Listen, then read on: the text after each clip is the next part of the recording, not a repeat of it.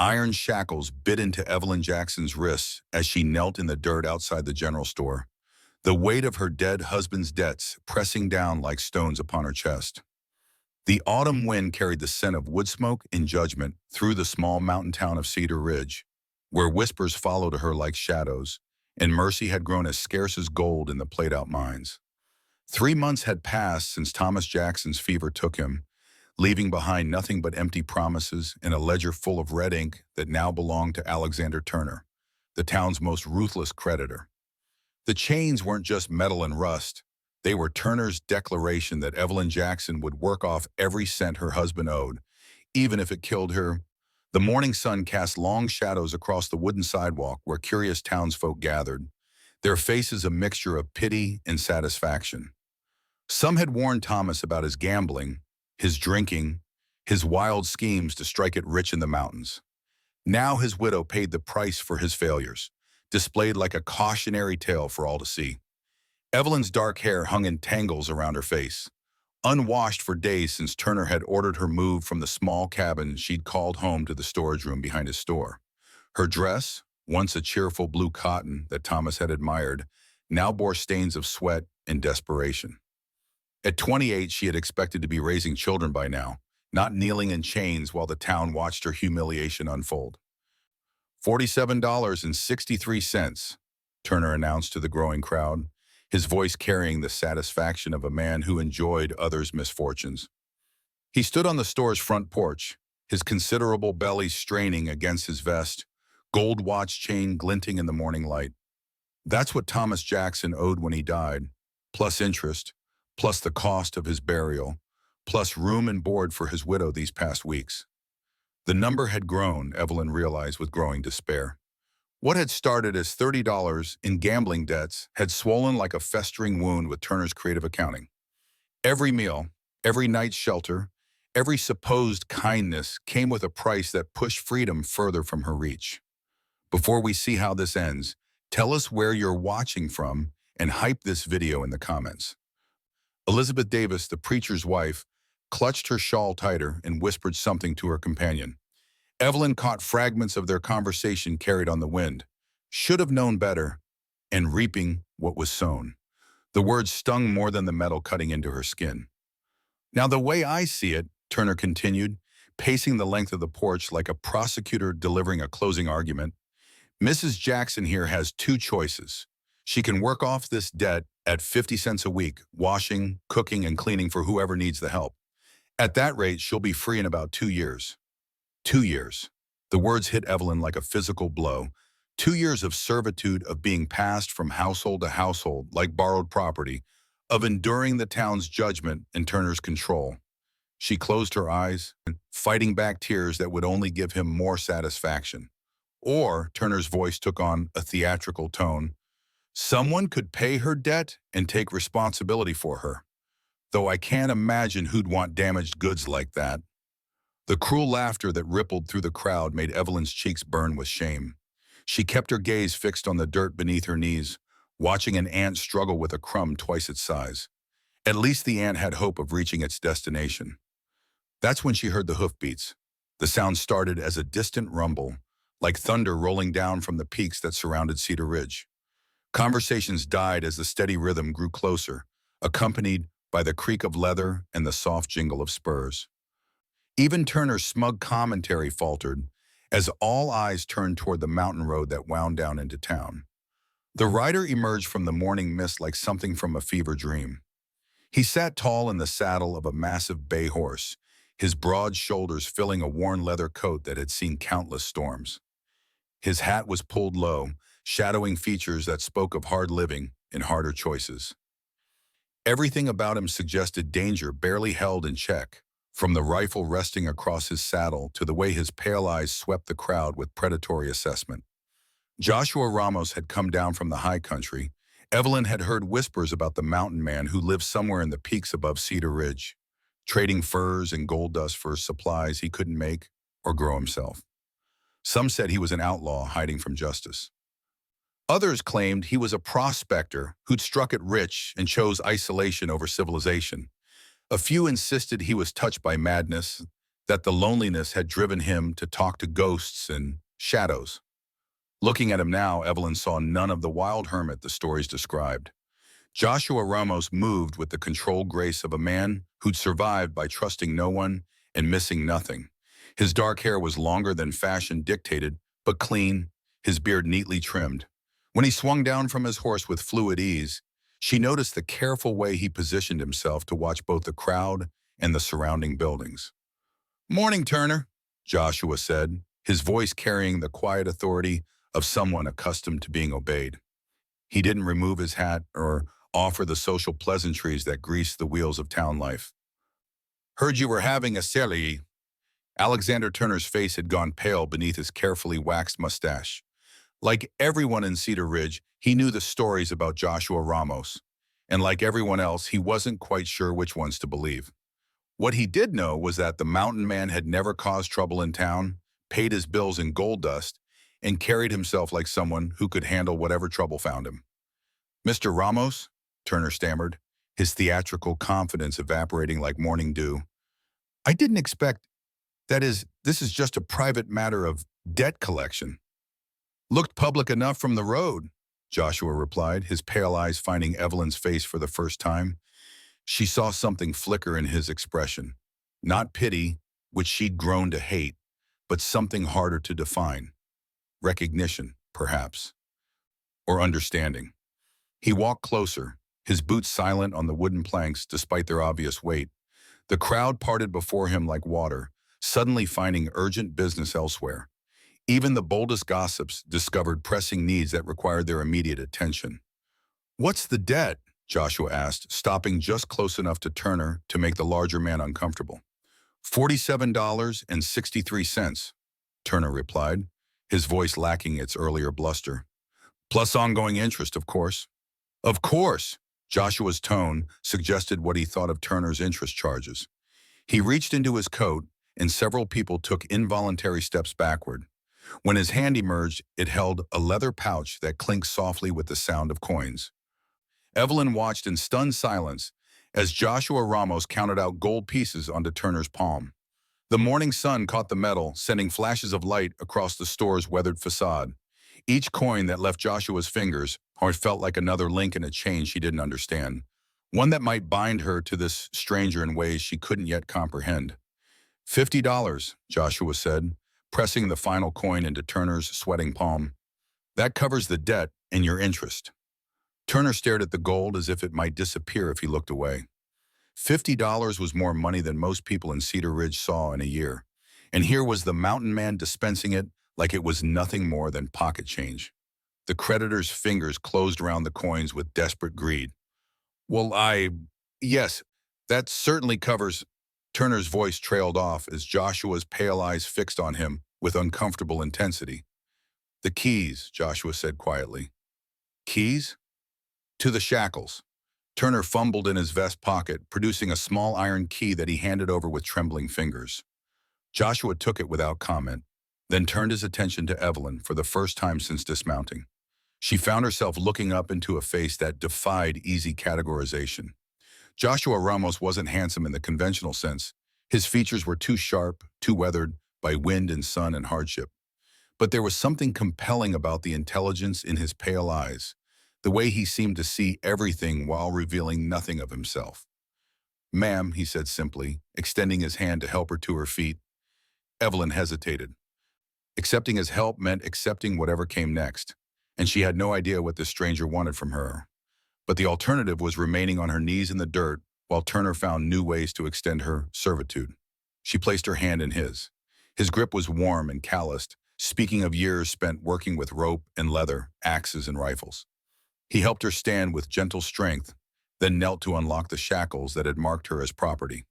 The metal fell away with a soft clatter that sounded like freedom, or the beginning of a different kind of captivity.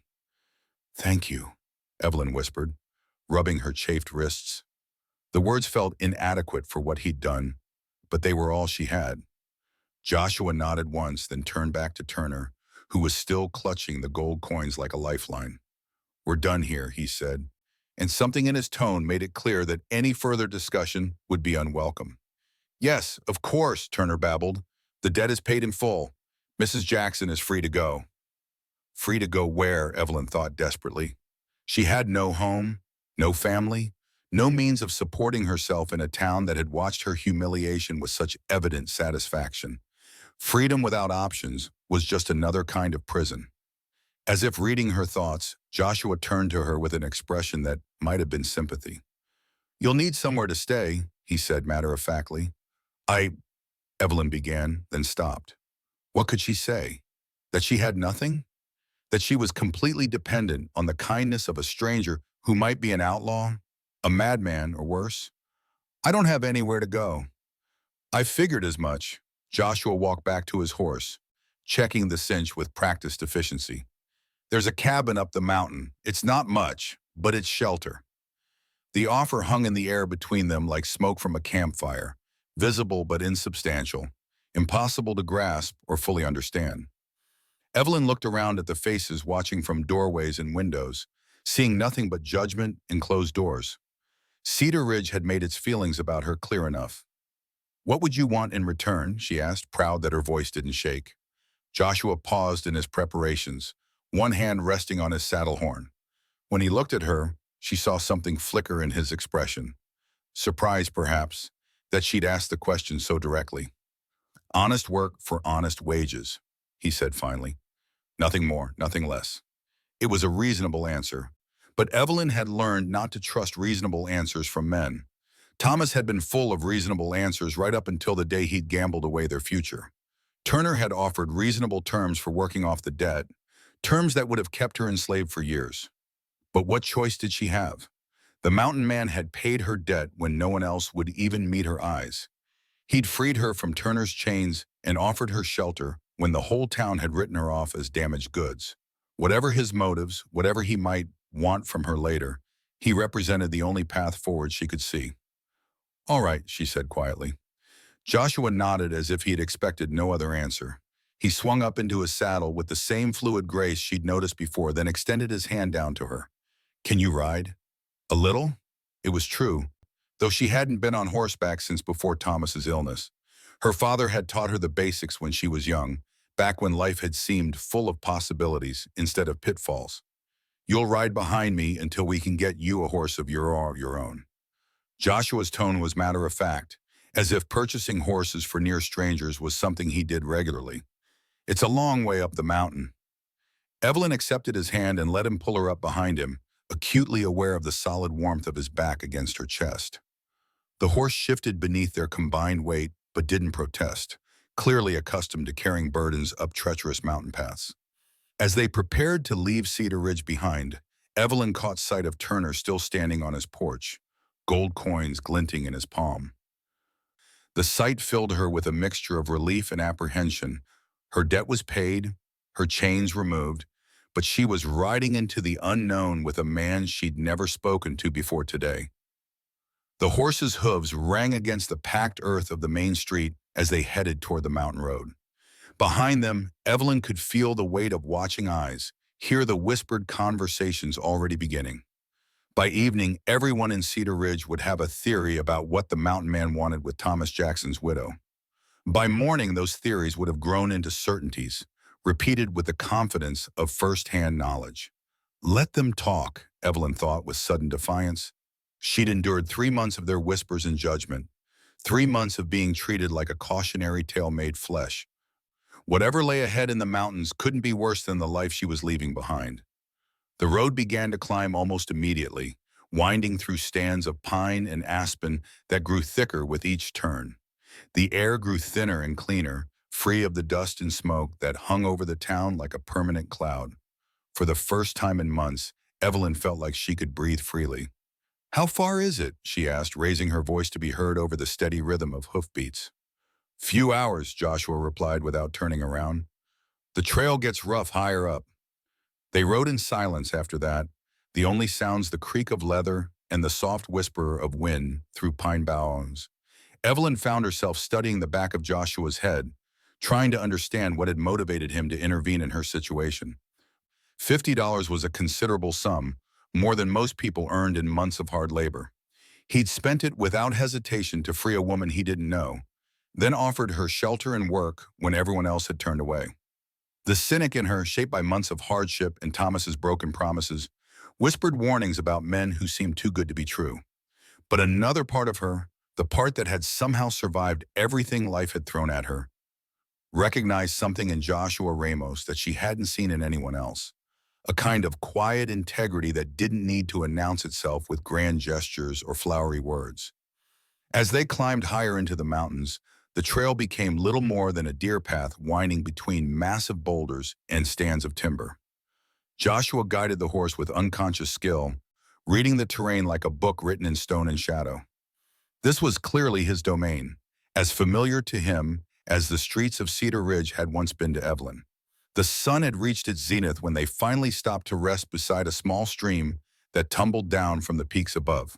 Joshua dismounted and helped Evelyn down, his hands steady and impersonal. She was grateful for the brief respite. Her legs ached from gripping the horse's flanks, and her back protested the unaccustomed position. "Drink," Joshua said, nodding toward the stream. "Water is good up here." Evelyn knelt beside the clear-running water and cupped her hands, bringing the cold liquid to her lips. It tasted of snow and stone, so pure it made her realize how long it had been since she'd had truly clean water. In Cedar Ridge, even the well water carried the taste of dust and disappointment. Joshua led his horse to drink upstream, then pulled a cloth-wrapped bundle from his saddlebags. He offered half to Evelyn, dried meat and hard bread that would have seemed meager in her old life, but now represented unexpected kindness. "Thank you," she said again, knowing the words were becoming inadequate but having nothing else to offer. Joshua nodded, chewing thoughtfully as he studied the trail ahead. "Storm coming," he said finally, pointing to clouds building around the distant peaks. "We'll need to move soon." Evelyn followed his gaze, seeing the dark mass of weather gathering like an army preparing to march down the mountainside. She'd lived in Colorado long enough to know how quickly mountain storms could turn deadly, especially for travelers caught in the open. "Is it far to the cabin?" she asked. "Close enough." Joshua finished his meal and began repacking his saddlebags with efficient movements. "But we'll need to push hard to beat the weather." They remounted and continued up the increasingly treacherous trail, the horse picking its way carefully between loose rocks and fallen logs. The wind began to pick up, carrying the scent of rain and the promise of something more dangerous. Evelyn could feel the temperature dropping as they climbed, and she pulled her thin shawl tighter around her shoulders. The first drops of rain began to fall as they rounded a bend in the trail, and suddenly Evelyn could see their destination. The cabin sat in a small clearing surrounded by towering pines, its log walls weathered but solid, smoke rising from a stone chimney that spoke of warmth and shelter. It was larger than she'd expected, with a covered porch and what looked like a well-maintained roof. "Home," Joshua said simply, and something in his voice made the words sound like both a promise and a warning. They reached the cabin just as the storm hit in earnest, rain turning to sleet that stung like thrown pebbles. Joshua dismounted quickly and helped Evelyn down, then led his horse toward a sturdy-looking barn that sat behind the main building. The animal seemed as eager as they were to escape the weather, stepping into the shelter with obvious relief. "Go on inside," Joshua called over the rising wind. "Door's not locked." Evelyn ran for the porch, her feet sliding on the wet wooden steps.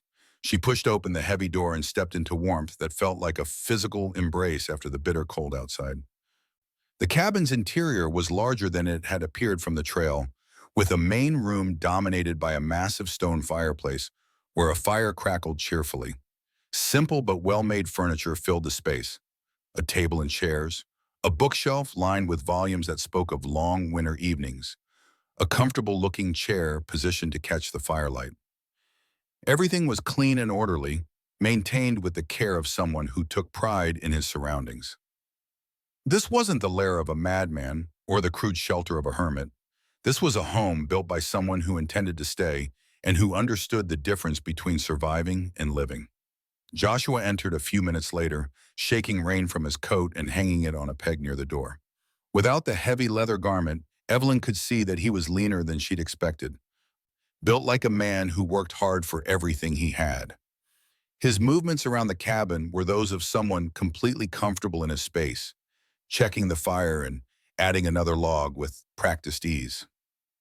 Coffee? He asked, moving toward a pot that sat near the hearth. Please. Evelyn was still standing near the door, unsure of her welcome despite his invitation. The cabin felt intensely personal, filled with the accumulated details of a solitary life. Books with worn spines, tools maintained with obvious care, a rifle resting in brackets above the fireplace. Joshua poured coffee into 2 tin cups and handed one to her, their fingers brushing briefly in the exchange. The coffee was strong and bitter, nothing like the weak brew Turner had grudgingly provided, and it warmed her from the inside out.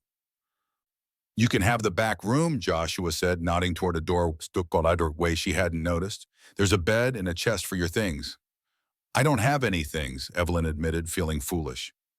Everything she'd owned had been sold to pay Thomas's debts, leaving her with nothing but the clothes she wore and memories she'd rather forget. We'll fix that, Joshua said matter-of-factly. Can't work in a dress that's falling apart. Evelyn looked down at her blue cotton dress, seeing it as he must, stained, torn, hanging loose on her frame from weeks of poor eating. She'd been so focused on survival that she'd stopped thinking about appearance, but now she felt the weight of his assessment.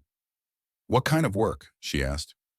Joshua settled into his chair by the fire, cradling his coffee cup in both hands. Cooking, cleaning, mending. Basic household tasks. There's a garden that needs tending, chickens that need feeding. Nothing you haven't done before, I'd guess. It was true, she'd managed a household before Thomas's gambling had destroyed their prospects. But those had been her own tasks, performed in her own home for her own family. This would be different, working for a man she didn't know in a place that wasn't hers. And the wages? She asked, proud that she'd learned to discuss such practical matters directly. Room and board, plus $20 a month, Joshua replied, paid at the end of each month, no deductions for supplies or food. $20 a month was more than generous, more than most women could earn in town, and without the constant threat of Turner's creative accounting. It was enough to eventually save for her own place, her own independence, if she could trust Joshua to keep his word. Why? The question escaped before she could stop it. Why help me? You don't know me, don't owe me anything. $50 is a lot of money to spend on a stranger. Joshua was quiet for a long moment, staring into the fire as if the flames might provide answers to questions he'd rather not face. When he finally spoke, his voice carried a weight that spoke of old pain carefully contained. Everyone deserves a chance to start over, he said simply. Sometimes we just need someone willing to pay the price for that chance. There was something in his tone that suggested he knew about starting over, about prices paid, and debts that couldn't be measured in gold coins. But before Evelyn could ask what he meant, a tremendous crack of thunder shook the cabin, followed by a sound that made her blood run cold. Voices, men's voices, calling through the storm. Joshua was on his feet instantly, moving toward the window with the fluid grace of a predator sensing danger. His hand found the rifle above the fireplace without conscious thought, and suddenly the peaceful cabin felt like a fortress under siege. Stay back from the windows, he said quietly, his voice carrying absolute authority. Evelyn pressed herself against the wall beside the fireplace, her heart hammering against her ribs.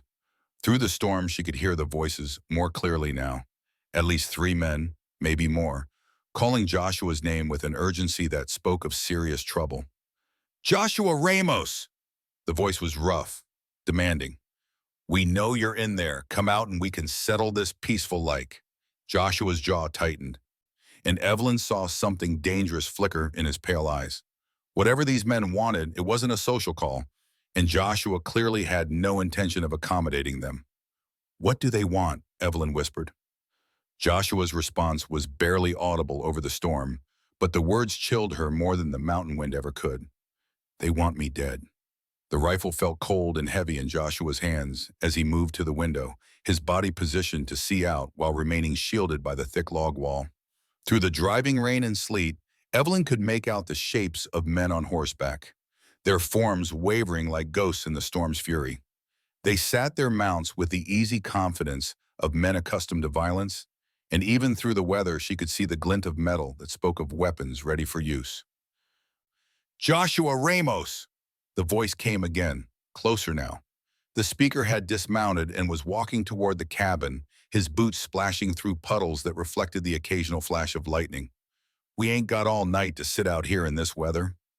Joshua's finger found the trigger guard of his rifle, and Evelyn saw the subtle shift in his posture that spoke of a man preparing for battle.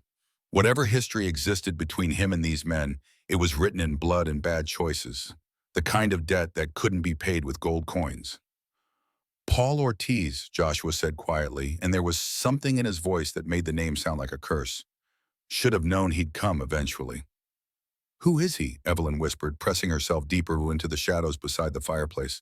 "Someone I used to ride with," Joshua replied, his eyes never leaving the window. "Someone who doesn't forgive or forget." The implications of that statement hit Evelyn like a physical blow. Joshua had been an outlaw. The stories whispered in Cedar Ridge hadn't been entirely wrong. But looking at him now, seeing the careful way he'd maintained his home, the books on his shelves, the quiet dignity with which he'd conducted himself in town, she found it hard to reconcile the man she was beginning to know with the image of a common criminal. "What does he want?" she asked. Joshua's laugh held no humor. "Justice, he'd call it. Revenge is probably closer to the truth." Another voice joined the first, younger and more volatile. "Come on out, Joshua. We know you're in there, and we know you ain't alone. Saw the tracks leading up here. 2 riders on 1 horse. You got yourself a woman in there?" The crude laughter that followed made Evelyn's skin crawl. These weren't lawmen come to serve a warrant or collect a bounty. These were men who took what they wanted and justified it however they could. Joshua moved away from the window, checking the loads in his rifle with practiced efficiency. "There's another rifle in the bedroom," he said to Evelyn. "You know how to shoot?" "A little." Her father had taught her the basics, though she'd never fired at anything more threatening than bottles lined up on fence posts. The idea of pointing a weapon at another human being made her stomach turn.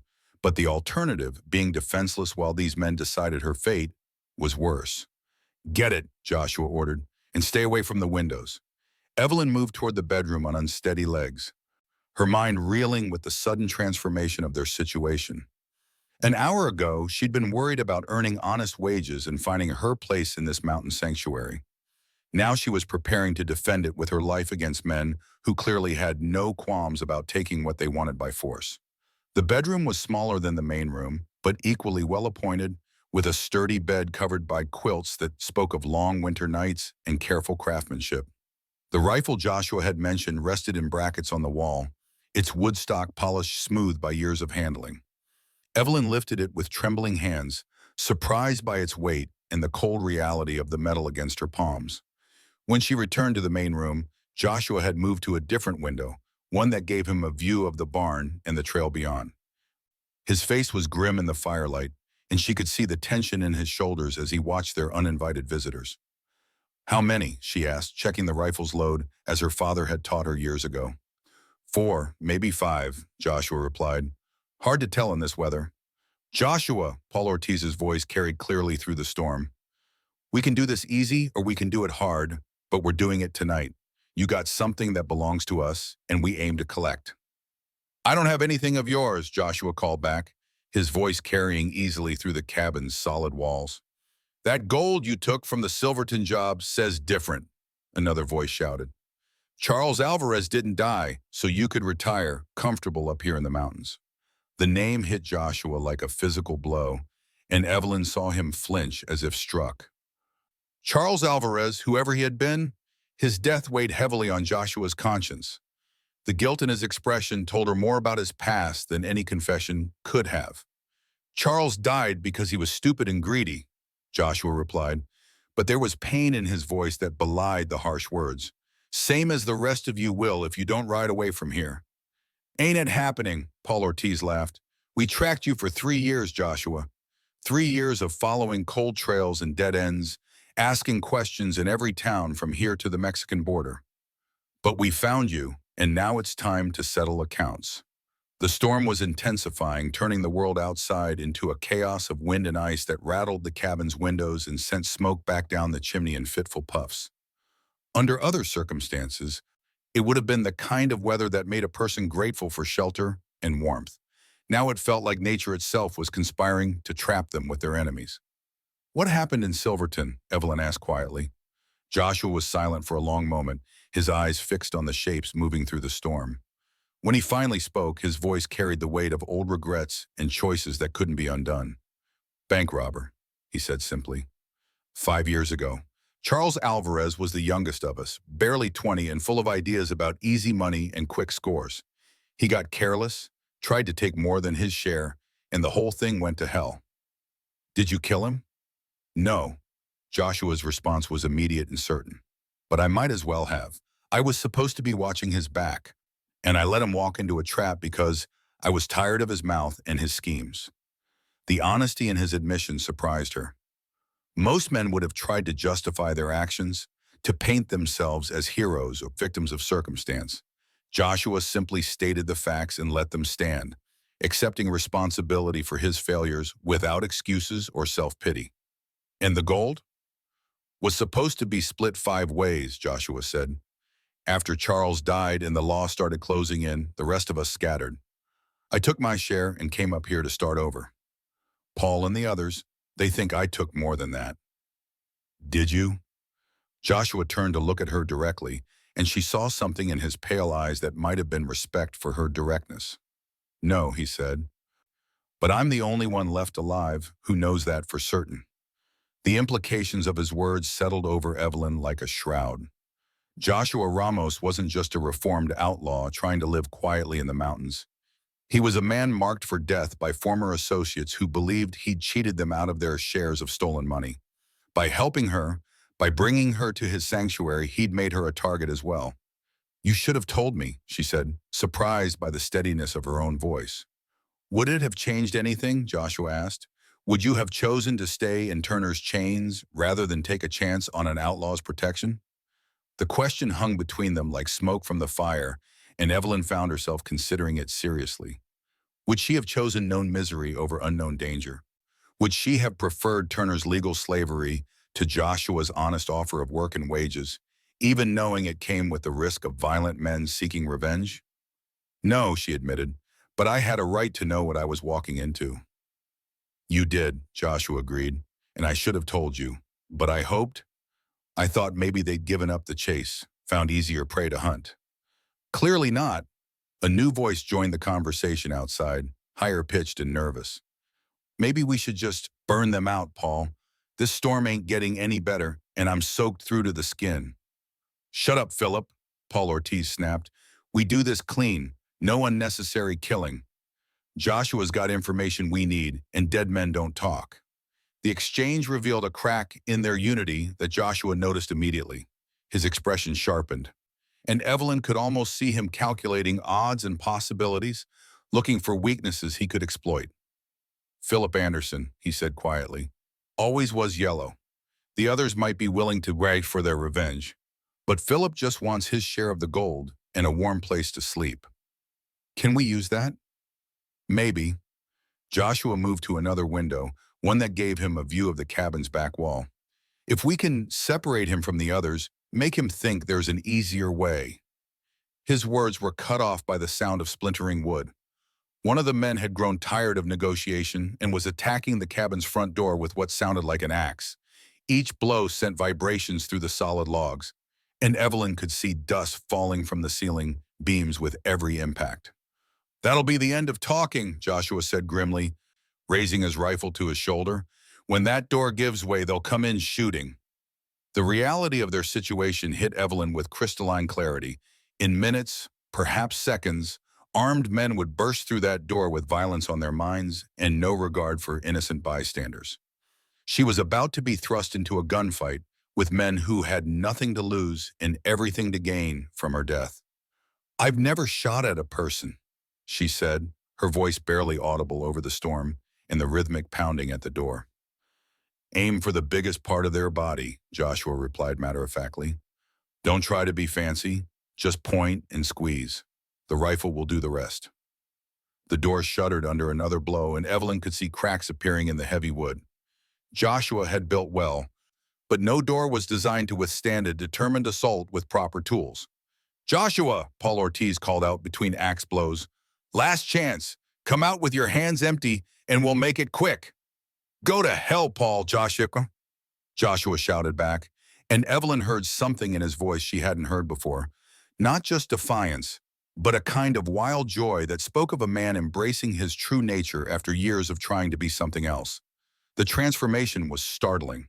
The quiet, careful man who'd paid her debts and offered her shelter was disappearing, replaced by someone harder and more dangerous. This was Joshua Ramos the outlaw, the man who'd robbed banks and ridden with killers, and despite everything, Evelyn found herself oddly reassured by the change. Another blow, and this time the door frame cracked audibly. Joshua moved to a position where he could cover the entrance while staying protected by the stone fireplace. His movements were fluid and practiced, those of a man who'd been in similar situations before and survived them. When they come through, he said to Evelyn, don't hesitate. These aren't men who'll show mercy to a woman, especially one who's seen their faces. Evelyn nodded, though she wasn't sure she could actually pull the trigger when the moment came. The rifle felt alien in her hands, its purpose too terrible to fully accept. But the alternative, allowing these men to do whatever they pleased with both her and Joshua, was unthinkable. The door exploded inward with a crash that seemed to shake the entire cabin. Through the opening came Paul Ortiz, a man of medium height with the kind of lean build that spoke of hard living and harder choices. His eyes swept the room with predatory intelligence, taking in the defensive positions and calculating angles of attack. Behind him came two other men, one tall and broad-shouldered with a face marked by old scars, the other younger and nervous, constantly looking over his shoulder as if expecting trouble from that direction. Philip Anderson, Evelyn realized, recognizing the nervous energy Joshua had described. Well, well, Paul Ortiz said, his voice carrying easily through the cabin despite the storm raging outside. Joshua Ramos, living the quiet life. Got yourself a nice little setup here, don't you? It was quiet, Joshua replied, his rifle trained on the outlaw leader's chest. Until you showed up. Paul laughed, but his eyes never stopped moving, cataloging threats and opportunities with the skill of a professional predator. You always did have a sense of humor. Remember that time in Durango when you convinced that banker that his own mother was part of the gang? Had him so scared he was begging us to take his money. I remember you shooting him anyway, Joshua said coldly. Business is business. Paul's expression hardened. Same as tonight. You got something that belongs to us, and we aim to collect it. I told you. You told us a lot of things over the years, the scarred man interrupted. Most of them lies. I'm Philip Anderson, by the way, he added, nodding toward Evelyn. Don't believe I've had the pleasure. The casual introduction in the middle of what was essentially a siege struck Evelyn as surreal, but she recognized it for what it was. A psychological tactic designed to unnerve her and make her question Joshua's protection. She's not part of this, Joshua said firmly. She is now, Paul replied. Soon as she picked up that rifle and chose sides. But I'm a reasonable man, Joshua, always have been. You tell us where you hid Charles's share of the Silverton gold, and we'll ride out of here peaceful-like. Nobody has to die tonight. Charles's share died with Charles, Joshua said. There's nothing hidden, no secret cash waiting to be dug up. What happened in Silverton is finished. See, that's where you're wrong. Paul pulled a folded paper from his coat, holding it up so Joshua could see the official seals and signatures. This here's a letter from Charles's sister down in Santa Fe. Seems Charles wrote to her regular-like. Told her all about his plans to retire rich after one last job. Told her he was going to buy her a house, set her up proper. The paper fluttered in Paul's grip, and Evelyn could see Joshua's face tighten as he recognized whatever was written there. Charles was always full of big talk, Joshua said, but something in his voice had changed. Maybe so, but this letter, it's got details.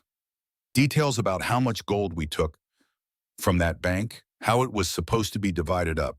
And according to Charles's arithmetic, there should have been enough left over to make his sister a very comfortable woman. Paul folded the letter carefully and returned it to his coat. Now, Charles never was much good with numbers, but his sister, she's got herself an education. She worked out the math, Joshua, and it don't add up. Not unless somebody took more than their fair share. The accusation hung in the air like gunpowder smoke, and Evelyn could see its effect on Joshua. His jaw tightened, and for a moment, she thought she saw something that might have been doubt flicker in his pale eyes. Not doubt about his own innocence, but doubt about whether anyone would believe it. Charles was dreaming, Joshua said finally. Same as always. The gold from Silverton barely covered our expenses, let alone made anyone rich. That's not what the bank records say. This came from the scarred man who'd been silent until now. We did our research, Joshua, talked to people, looked at the official reports. That bank was carrying a lot more than you told us. The bank records were wrong, Joshua replied, but Evelyn could hear the strain in his voice. Half that gold was already spoken for, debts and obligations the bank president kept off the books. We got maybe a third of what the papers claimed. Convenient story, Paul said. Real convenient. But here's the thing, Joshua, we don't have to believe you. We just have to make you tell us where you hid what's left. The threat was clear, and Evelyn felt her grip tighten on her rifle. These men hadn't come here for a conversation or negotiation. They'd come to extract information by whatever means necessary, and they clearly had no qualms about using violence to get what they wanted. There's nothing to tell, Joshua said, and nothing to find. We'll see about that. Paul nodded to his companions, and they began to spread out, moving to flank Joshua's position by the fireplace. Their movements were coordinated, practiced, those of men who'd done this kind of thing before. That's when Evelyn realized she was no longer just a witness to this confrontation. The nervous man, Philip Anderson, was moving in her direction, his attention split between watching Joshua and keeping an eye on her rifle. In seconds, he'd be close enough to rush her position, and she'd have to make the choice between pulling the trigger or allowing herself to be taken hostage. Don't do it, Philip, Joshua warned, somehow reading the situation despite having his attention focused on Paul Ortiz. She's not part of your fight with me. She picked up a gun, Philip replied, his voice tight with nervous energy. That makes her part of it. She's scared, Joshua said. Wouldn't you be? Strange men breaking into your home in the middle of a storm, making threats and demands? This ain't her home, the scarred man pointed out. Question is, what's a respectable woman doing up here with an outlaw in the first place? Maybe she's not as innocent as she looks. The implication in his words made Evelyn's cheeks burn with anger and humiliation. Even here, even in the middle of a life-or-death confrontation, her reputation and character were being questioned by men who had no right to judge anyone. Careful, Joshua's voice carried a warning that made even Paul Ortiz pause. You're talking about a lady. Lady? The scarred man laughed. Ladies don't shack up with bank robbers in mountain cabins. Ladies don't point rifles at honest men trying to recover stolen property. Honest men? Joshua's laugh was harsh. Is that what you're calling yourselves these days? When's the last time any of you did an honest day's work, Paul? We're businessmen, Paul replied smoothly. Same as you were back in the day. Only difference is we honor our agreements. The conversation was a careful dance, each man probing for weaknesses while positioning for advantage. But Evelyn could see that it was also a delaying tactic. Joshua was buying time, though for what, she couldn't guess. The storm outside showed no signs of abating, and there was nowhere to run even if they could somehow break free of the cabin. Tell you what, Paul said suddenly, his tone becoming almost conversational. I'm going to make you an offer, Joshua. One last chance to do the right thing. I'm listening. You tell us where the gold is hidden, and we'll take it and ride away. Clean and simple, no hard feelings. Hell, we might even leave you a share for old time's sake. And if I don't, Paul's smile was cold as winter wind. Then we'll have to get creative. See, Philip here has got himself some new skills he picked up down in Mexico. Learned from some federales who really know how to make a man talk. Takes time, but it's real effective. The threat was clear, and Evelyn saw Joshua's knuckles whiten as his grip tightened on his rifle. These men weren't just after money. They were prepared to torture him for information he claimed not to have. You always were a bastard, Paul, Joshua said quietly. Maybe so, but I'm a bastard who's going to be rich. Paul's expression hardened. Last chance, Joshua. Where's the gold? Go to hell. The words were barely out of Joshua's mouth when everything exploded into violence. Paul Ortiz dove to his left, drawing his pistol in a smooth motion that spoke of countless hours of practice. The scarred man went right, his own weapon appearing in his hand as if by magic. Only Philip Anderson hesitated, caught between his desire to follow orders and his obvious fear of the woman with the rifle. That hesitation saved Evelyn's life. Joshua's rifle boomed in the confined space of the cabin, the sound deafening and final. Paul Ortiz spun around, clutching his shoulder as blood seeped between his fingers. He didn't go down, but his return shot went wide, splintering wood from the mantelpiece above Joshua's head.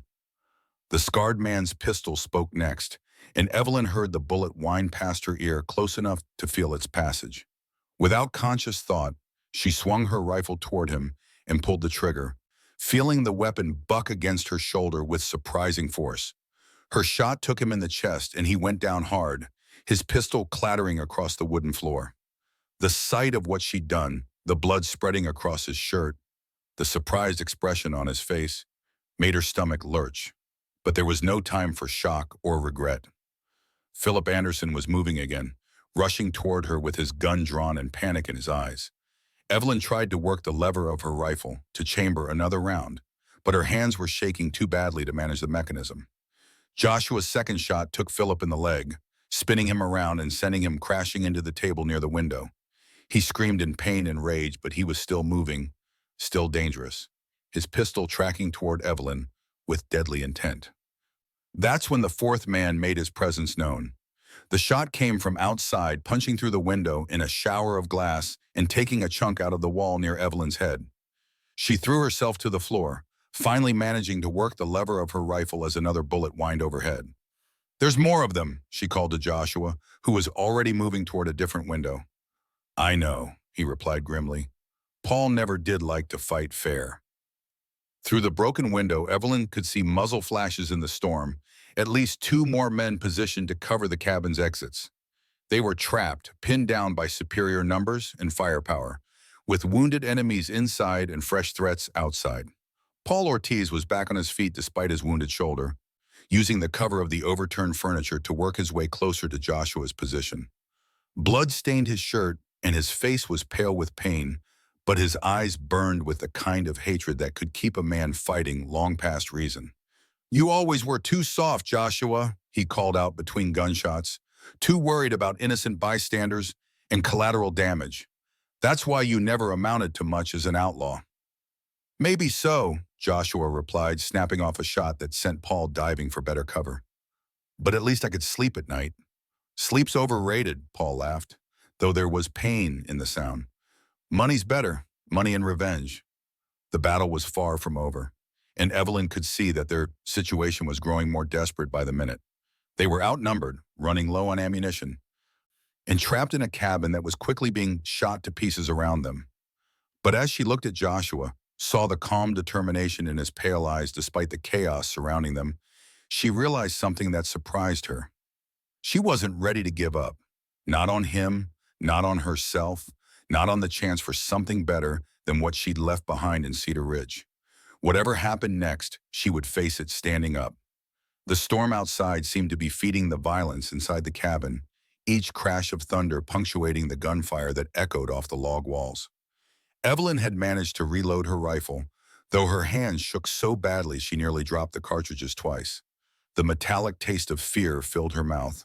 But beneath it was something else. A cold anger at these men who'd invaded their sanctuary and threatened to destroy the fragile peace she'd found here. Paul Ortiz was bleeding more heavily now, his wounded shoulder making his movements clumsy and predictable. But he was far from finished, and his remaining men outside were keeping up a steady barrage that made it impossible for Joshua to get a clear shot.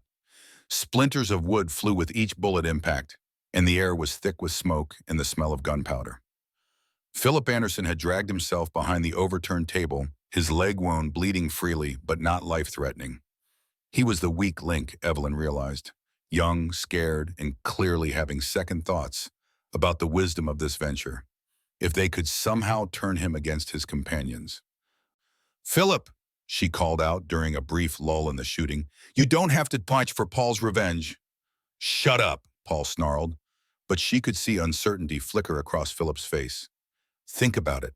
Evelyn continued, keeping her rifle trained on Paul while she spoke. What's your share of gold worth if you're dead?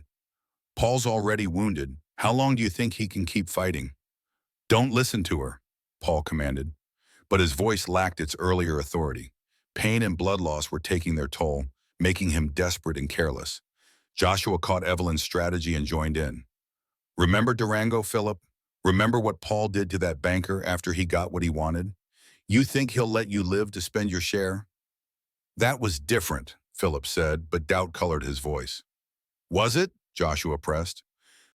Paul's always been good at finding reasons why dead men don't deserve their cuts. How long before he decides you're a liability too? The psychological warfare was having an effect. Philip's return fire became sporadic, half-hearted, and Evelyn could see him glancing toward the shattered door as if calculating his chances of escape. You yellow bastards! Paul roared, his composure finally cracking. I should have known you'd try to turn him against me. Same tricks you used in the old days, Joshua. Divide and conquer. The old days are over, Paul, Joshua replied calmly. Time you accepted that.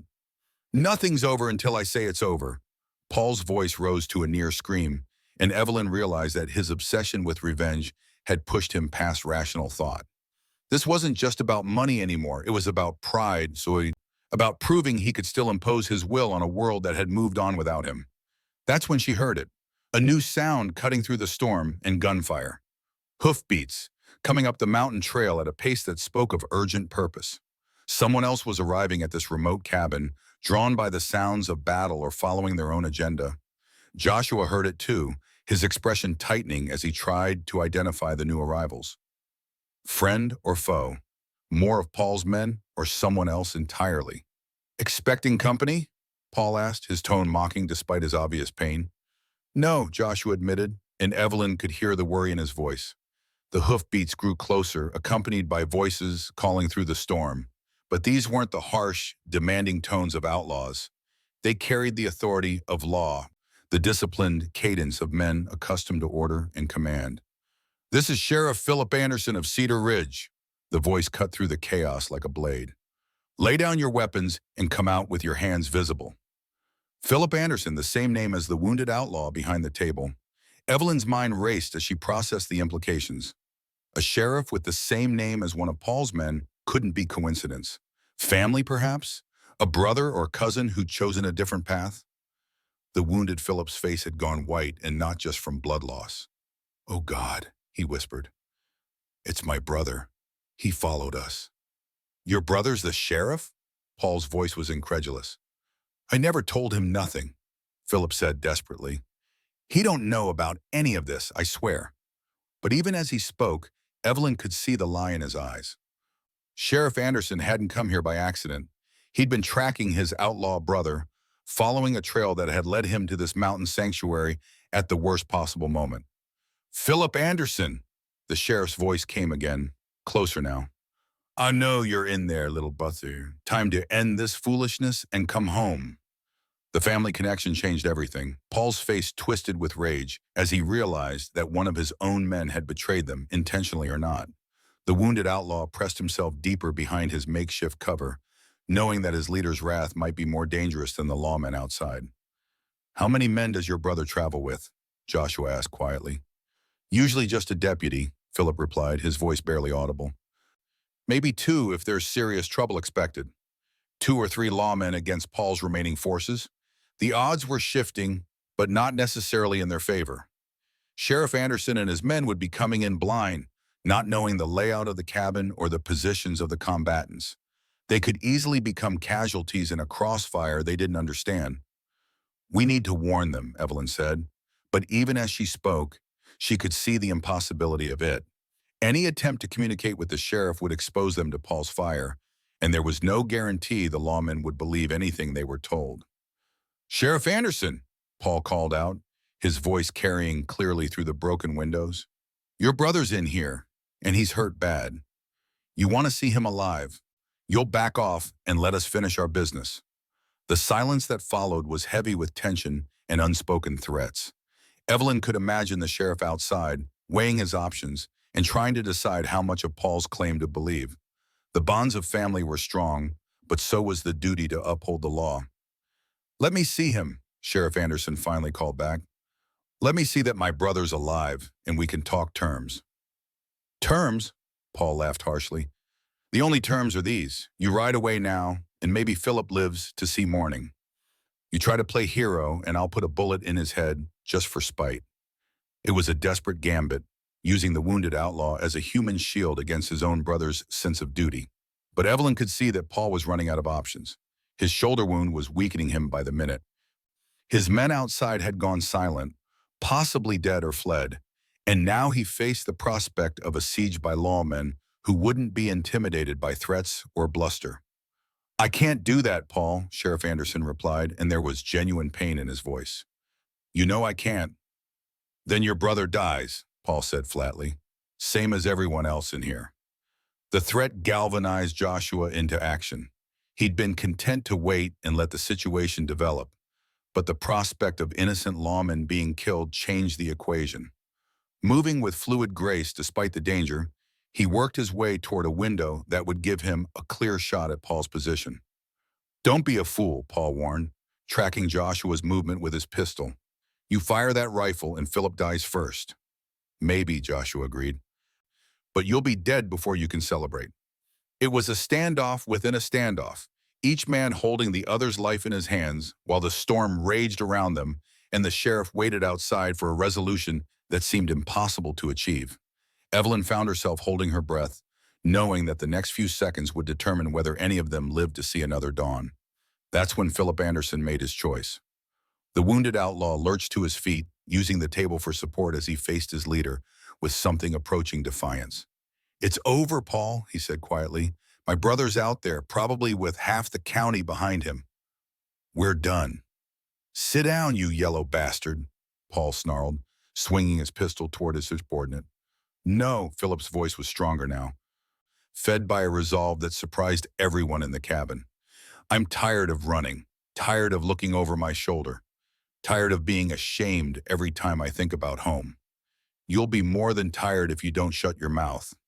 "Probably," Philip agreed, "but at least I'll die as something other than a coward." The transformation was remarkable. The nervous, frightened man who'd helped break down their door was gone, replaced by someone who'd finally found the courage to stand up for what he believed was right. It might have been too late to matter, but the change was real and profound. "Philip!" Sheriff Anderson's voice carried new urgency. "Are you all right in there?" "I'm alive, Tom," Philip called back, using his brother's name for the first time. "But I'm hurt, and there's innocent folks in here who don't deserve what's coming." Paul's face contorted with rage at what he clearly saw as the ultimate betrayal. His pistol centered on Philip's chest, and Evelyn could see his finger tightening on the trigger. "You always were weak," Paul said. "Just like Charles, just like all of them." "Maybe so," Philip replied, "but weak men can still do the right thing."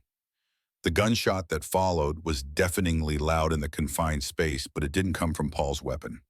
Joshua's rifle had spoken with final authority, the heavy bullet taking Paul Ortiz in the center of his chest and slamming him back against the cabin wall. The outlaw leader's eyes went wide with surprise and something that might have been relief, as if he'd finally found the ending he'd been seeking all along. His pistol fell from nerveless fingers, and he slid slowly to the floor, leaving a dark smear on the logs behind him. The sudden silence was almost as shocking as the violence that had preceded it. Even the storm outside seemed to pause, as if nature itself was taking a moment to assess the carnage and decide what should happen next. Philip Anderson remained standing, swaying slightly from blood loss and shock, but alive. His brother's voice came through the broken windows, tight with concern and professional authority. "What happened in there? Philip, answer me." "I'm all right, Tom," Philip called back, his voice stronger than it had been all evening. "Paul Ortiz is dead. The shooting's over." "Anyone else hurt?" Philip looked around the cabin, taking in the scene with eyes that seemed to be seeing clearly for the first time in years. The scarred man Evelyn had shot was still breathing but unconscious, his chest rising and falling in shallow, labored gasps. Paul's body lay crumpled against the wall, his face peaceful in death despite the violence of his final moments. "One man down, bad, but still alive," Philip reported. "Two civilians, both unhurt as far as I can tell." Evelyn realized he was talking about her and Joshua, categorizing them as innocent bystanders rather than participants in the gunfight. It was a generous interpretation of events, one that might save them from awkward questions about their own actions during the battle. "I'm coming in," Sheriff Anderson announced. "Weapons on the floor, hands where I can see them." Joshua set his rifle aside without hesitation, and Evelyn followed suit, her hands trembling as she placed the weapon on the wooden planks. The adrenaline that had carried her through the fight was fading, leaving behind a bone-deep exhaustion and the delayed shock of what she'd done. She'd killed a man. The thought hit her like a physical blow, and she had to grip the edge of the mantelpiece to keep from falling. The scarred outlaw might still be breathing, but it was her bullet that had put him on the floor, her finger that had pulled the trigger and sent Lead flying toward another human being. "Easy," Joshua said quietly, moving to her side despite the sheriff's orders about keeping his hands visible. "You did what you had to do. Nothing more, nothing less." "I shot him," Evelyn whispered, staring at the unconscious man whose chest bore the dark stain of her bullet's impact. "You defended yourself," Joshua corrected gently. "He would have killed you without a second thought. Sometimes that's the choice we're given. Kill or be killed. You chose to live." Sheriff Anderson appeared in the doorway, his badge glinting in the firelight as he surveyed the scene with professional detachment. He was younger than Evelyn had expected, perhaps 35, with the kind of weathered face that spoke of years spent outdoors in all kinds of weather. His resemblance to his outlaw brother was clear in the shape of his jaw and the color of his eyes. But where Philip carried the marks of hard living and poor choices, Tom Anderson radiated the quiet confidence of a man comfortable with his place in the world. "Jesus, Philip," he said softly, taking in his brother's wounded leg and blood-stained clothes. "What have you gotten yourself into this time?" "Nothing good," Philip admitted, accepting his brother's help to sit down in one of the undamaged chairs. "But maybe nothing I can't get out of, if you're willing to listen." Two deputies followed the sheriff into the cabin, their weapons drawn but not threatening. They moved with the practiced efficiency of men who dealt with similar situations before, one checking on the wounded outlaw, while the other secured Paul's body and weapons. "Mrs. Jackson," Sheriff Anderson said, recognizing her despite the circumstances. "I heard about your troubles in Cedar Ridge. Didn't expect to find you up here." "Mr. Ramos offered me work," Evelyn replied, proud that her voice remained steady. "Honest work for honest wages." "I'm sure he did." The sheriff's tone was carefully neutral. But Evelyn could see him taking in the details of the cabin, noting the books and the careful maintenance that spoke of a man trying to live a respectable life. "And you, Mr. Ramos. I've heard stories about you, but most of them contradict each other." "Most stories do," Joshua replied simply. "I live quietly, pay my debts, and don't bother anyone who doesn't bother me." "Until tonight." "Until tonight," Joshua agreed, when Paul Ortiz decided to settle an old score. Sheriff Anderson nodded thoughtfully, his gaze moving between Joshua and his wounded brother. "Philip, you want to tell me what this was really about? And don't give me any nonsense about honest business. I know Paul Ortiz's reputation." Philip was quiet for a long moment, clearly struggling with how much truth to reveal. When he finally spoke, his voice carried the weight of years spent running from consequences and responsibilities. "5 years ago, we robbed a bank in Silverton," he said simply. "5 of us, including Charles Alvarez and Joshua here. Charles got killed during the mob, and the rest of us scattered with our shares of the take. And tonight, Paul convinced us that Joshua had taken more than his fair portion, said Charles's sister had proof that there were all unaccounted for." Philip's laugh was bitter. "Turns out Paul was lying, same as always, just wanted an excuse to settle old grudges." Sheriff Anderson looked at Joshua with new interest. "That true? About the bank robbery?" "The robbery happened," Joshua admitted. "I won't lie about that, but I took only what was mine, and I've been trying to live clean ever since." "Trying to live clean with stolen money?" It was a fair question, and Joshua didn't try to dodge it. "The money's long gone," he said. "Spent on this cabin, the land, supplies to get started up here. I've been supporting myself with honest work for 3 years now. Hunting, trapping, some prospecting." "Can you prove that?" "Turner's books in Cedar Ridge will show my purchases and payments," Joshua replied. All made with gold dust I panned myself, or furs I trapped. I haven't spent a stolen dollar in years. The sheriff nodded slowly, clearly weighing Joshua's words against his brother's confession and the evidence of the cabin itself. A man living on stolen wealth wouldn't have needed to work so hard to maintain his property, wouldn't have bothered with the careful improvements that spoke of someone planning to stay for the long term. What about the men outside? Evelyn asked, suddenly remembering the gunfire that had come through the windows. Gone, one of the deputies reported. Found tracks leading down the mountain, but they'll be hard to follow in this storm. Probably figured their luck had run out when they heard us coming. So Paul's remaining men had abandoned their leader when faced with the prospect of fighting both Joshua and the law.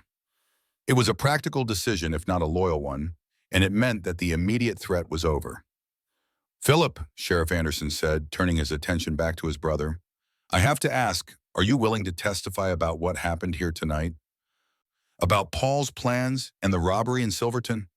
Philip met his brother's gaze steadily, and Evelyn saw something pass between them. Understanding, perhaps, or forgiveness for years of poor choices and missed opportunities. "Yes," Philip said simply. "I'll tell the truth, all of it. About Paul, about Silverton, about everything. It's time." The admission seemed to lift a weight from his shoulders, and for the first time since she'd met him, Evelyn saw Philip Anderson as he might have been under different circumstances. A decent man who'd made bad choices but still possessed the capacity for redemption. "And you, Mr. Ramos?" Sheriff Anderson asked. "Will you come to Cedar Ridge voluntarily to give your statement? There'll likely be questions from federal marshals about the Silverton job." Joshua nodded without hesitation. "I'll come. I've got nothing left to hide." "What about the gold Paul was looking for?" the sheriff pressed. "His men seemed convinced it existed." "Paul saw what he wanted to see," Joshua replied. "Charles Alvarez was always full of big dreams and bigger lies. The gold he promised his sister was just another fantasy, like all his schemes to get rich quick." Sheriff Anderson seemed satisfied with that answer, but Evelyn could see him filing away details for future reference. The law would want a full accounting of the Silverton robbery, and Joshua's cooperation would be crucial in closing a case that had remained unsolved for 5 years. The storm outside was finally beginning to weaken, the wind dropping from a howl to a steady moan that no longer threatened to tear the roof from the cabin. Dawn was still hours away, but the worst of the weather seemed to be passing, leaving behind a world washed clean by rain and ice. "We'll need to get the wounded man to a doctor," Sheriff Anderson said, nodding toward the unconscious outlaw. "And Philip's leg needs proper attention." "There's a doctor in Cedar Ridge," Evelyn offered. "Dr. Margaret Thompson. She's good with gunshot wounds." "I know Dr. Thompson," the sheriff replied. "We'll head down as soon as we can get the wounded loaded onto horses." The practical arrangements of dealing with the aftermath began to take precedence over the drama of the gunfight itself. Bodies needed to be moved, statements taken, evidence preserved for whatever legal proceedings might follow. The violence was over, but its consequences would echo for months or years to come. As the deputies worked to stabilize the wounded outlaw for transport, Evelyn found herself standing beside Joshua near the shattered window, looking out at the storm-lashed landscape that had been their battleground. "What happens now?" she asked quietly. "Now we go to town and tell our story," Joshua replied. "Answer their questions, face whatever consequences come from tonight." "And after that?" Joshua was quiet for a moment, his pale eyes reflecting the firelight as he considered possibilities and probabilities. When he finally spoke, his voice carried a certainty that surprised her. "After that, we come home," he said simply, "if you are still willing to stay." The offer hung between them like a bridge across dangerous water, substantial enough to bear weight, but requiring faith to cross. Evelyn looked around the cabin, taking in the damage from the gunfight, but also seeing the solid construction and careful details that spoke of a man building something meant to last. "Yes," she said, and meant it. "I'm willing to stay." Outside, the storm continued its retreat into the mountains, leaving behind a world that seemed somehow cleaner and more honest than the one that had existed before the violence began. Whatever came next, they would face it together. Two people who had found something worth fighting for in the most unlikely of circumstances. The long night was finally ending, but for Evelyn Jackson and Joshua Ramos, It felt more like a beginning. The journey down the mountain took most of the morning, their small procession moving carefully through terrain made treacherous by the storm's aftermath. Sheriff Anderson led the way, his horse picking through fallen branches and washouts with practiced caution. Behind him, two deputies managed a makeshift travois carrying the wounded outlaw, whose breathing had grown more labored with each passing hour. Philip Anderson rode beside his brother, his wounded leg bound with strips torn from Evelyn's petticoat, his face pale but determined. Evelyn rode behind Joshua on his bay horse, her arms wrapped around his waist as they navigated the steep switchbacks that led down toward Cedar Ridge. The storm had transformed the familiar trail into something alien and dangerous, with new streams cutting across the path and rocks shifted by wind and rain into unexpected configurations. As they descended, the air grew warmer and thicker, carrying scents of wet earth and growing things that spoke of civilization's approach. Evelyn found herself dreading their arrival in town, knowing that their return would bring questions she wasn't prepared to answer and judgments she'd hoped to leave behind. "You're tensing up," Joshua said quietly, his voice barely audible over the steady clop of hoofbeats.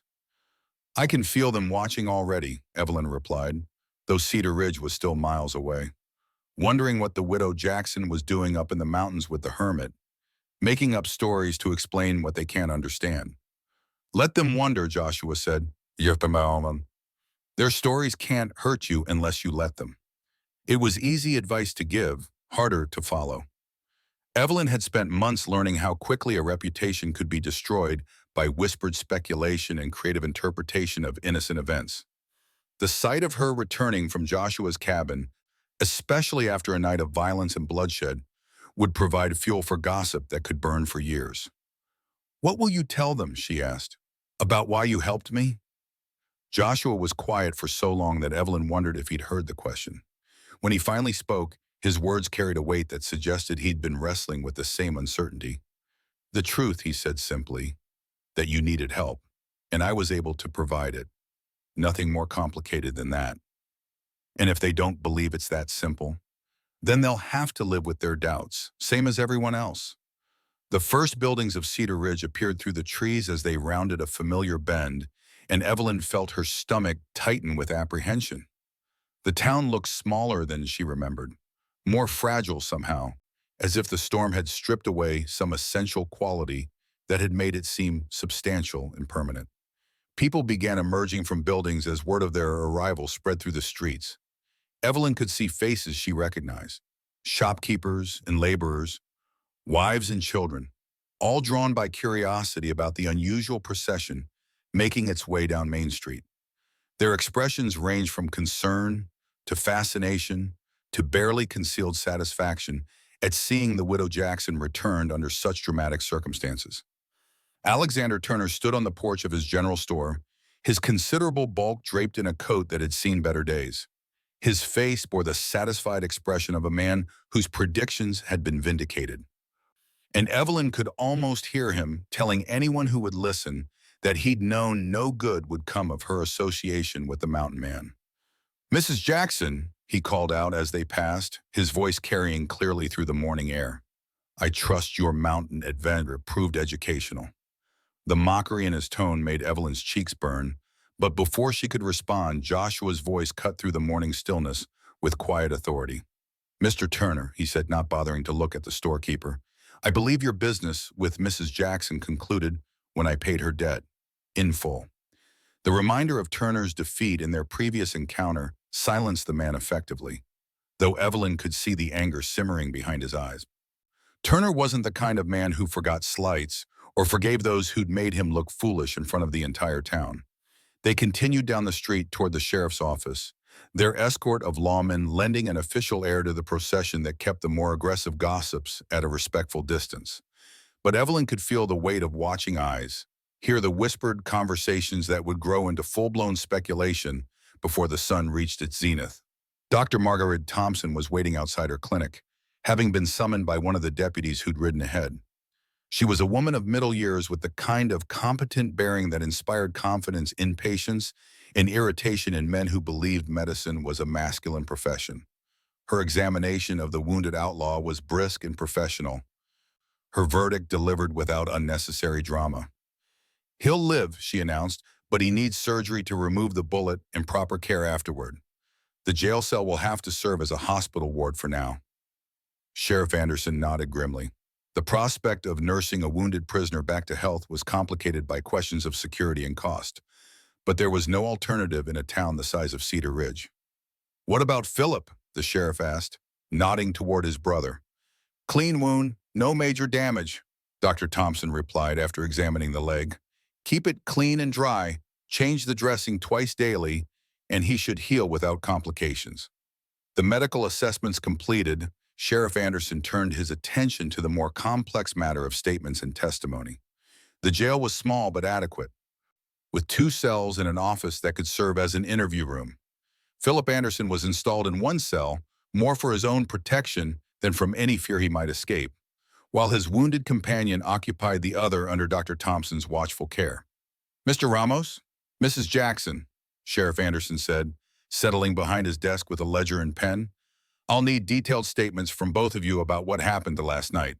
Start from the beginning and don't leave anything out." The process was lengthy and exhausting, each detail examined and cross-referenced with Philip's account of events. Evelyn found herself reliving the terror of the attack, the desperate fight for survival, the moment when she'd pulled the trigger and watched a man fall. The sheriff's questions were thorough but not accusatory, and gradually she began to understand that he was building a case not against them, but against the men who'd brought violence to Joshua's mountain sanctuary. "You acted in self-defense," Sheriff Anderson concluded after reviewing their statements. "Both of you, the evidence supports that conclusion, and Philip's testimony confirms it. There won't be any charges filed." The relief Evelyn felt was almost overwhelming, but it was tempered by the knowledge that legal vindication wouldn't silence the town's gossips or protect her from their speculation. "What about the Silverton robbery?" Joshua asked. "I assume federal marshals will want to discuss that matter." "They will," Sheriff Anderson confirmed. "But your cooperation in this case will count in your favor, as will the fact that you've been living quietly up here for years without causing trouble. I can't make any promises, but I suspect they will be more interested in closing the case than pursuing charges against someone who's clearly reformed." It was the best outcome they could have hoped for under the circumstances, but Evelyn could see the weight of uncertainty still pressing on Joshua's shoulders. The past he tried to leave behind had caught up with him, and even if the legal consequences proved minimal, the revelation of his outlaw history would change how people saw him. As they prepared to leave the sheriff's office, Elizabeth Davis appeared in the doorway, her face bearing the expression of someone who'd appointed herself the town's moral guardian. The preacher's wife had always been quick to judge and slow to forgive, and her presence now suggested that Evelyn's ordeal was far from over. "Mrs. Jackson," Elizabeth said, her voice carrying the kind of false concern that was more cutting than open hostility, "I heard about your troubles up on the mountain. Such a frightening experience for a woman alone." "I wasn't alone," Evelyn replied quietly. "Mr. Ramos was there." "Yes, so I heard." Elizabeth's smile was sharp as winter wind. "How fortunate that he was able to protect you. Though I must say some people are wondering about the propriety of a widow woman spending the night in an unmarried man's cabin."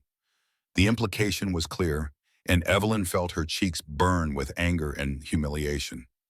Even after everything she'd endured, even after nearly dying in a gunfight with desperate outlaws, the town's gossips were more concerned with imagined improprieties than actual survival. "Mrs. Davis," Joshua's voice was quiet but carried an edge that made the preacher's wife take an involuntary step backward. "Mrs. Jackson was offered shelter during a storm and protection when threatened by armed criminals. If you find fault with that, perhaps you should examine your own Christian charity." Elizabeth's face flushed with indignation, but before she could respond, another voice joined the conversation. "Elizabeth Davis, you ought to be ashamed of yourself."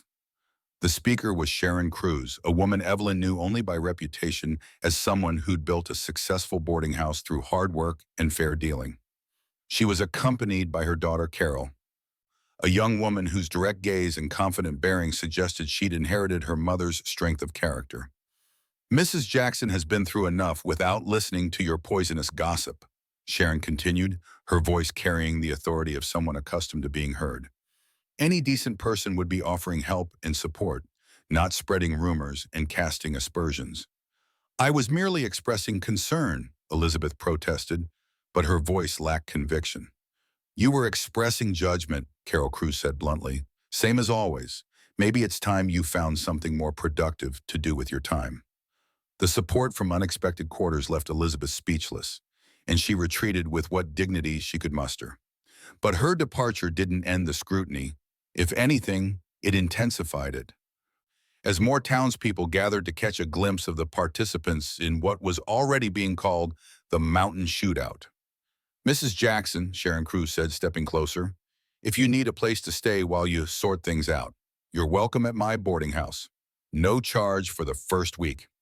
The offer was generous and unexpected, coming from a woman who had no obligation to help and every reason to avoid association with scandal.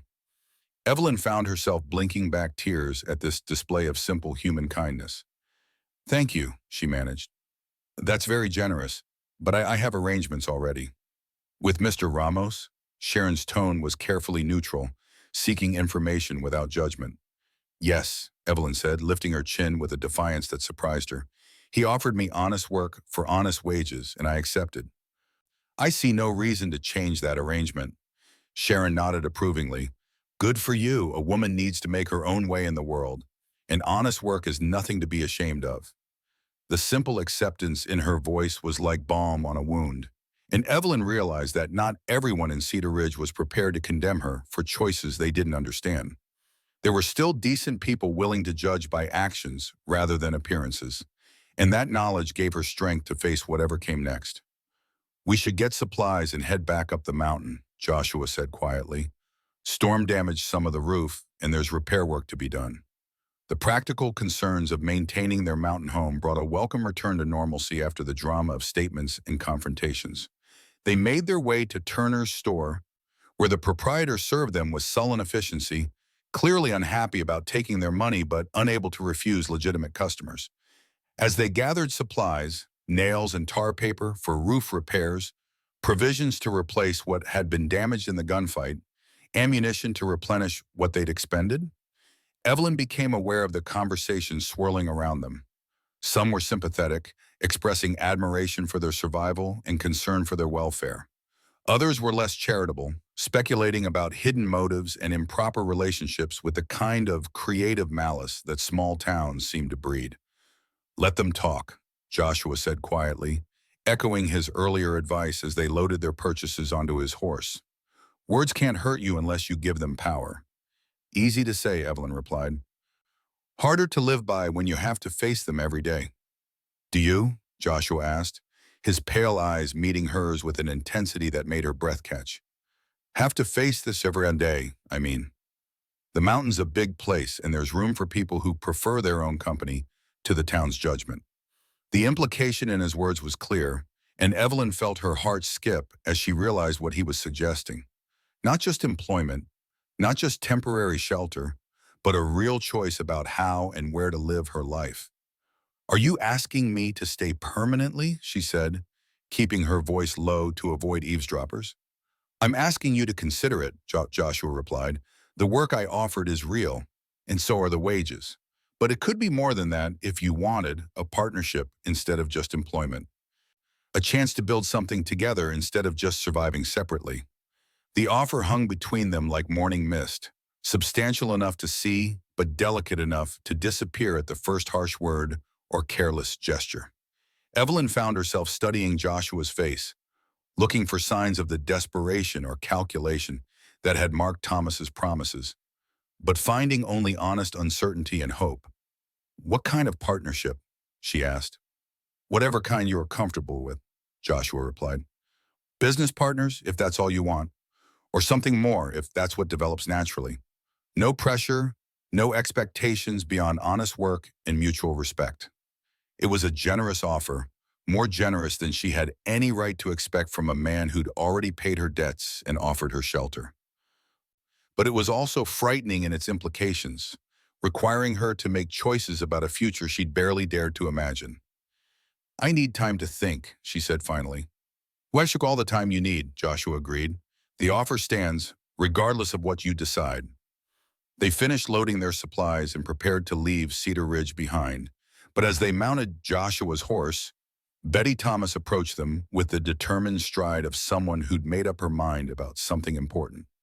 Betty was the town seamstress, a woman of middle years who'd earned respect through skill and fair dealing. Her presence suggested business rather than gossip, and Evelyn felt a flutter of hope that not all their interactions in town would be marked by judgment and speculation. Mrs. Jackson, Betty said, slightly out of breath from her hurried approach, I heard about what happened up on the mountain, and I wanted to say how sorry I am that you had to go through such an ordeal. Thank you, Evelyn replied, touched by the genuine sympathy in the woman's voice. I also wanted to ask if you might be interested in some sewing work, Betty continued. I've got more orders than I can handle, especially with winter coming on. The pay is good, and you could work from wherever you're staying. The offer represented another option, another way to earn money and maintain independence without relying entirely on Joshua's generosity.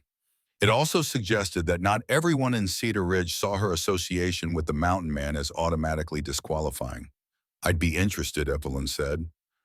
Could we discuss the details when I come to town next week?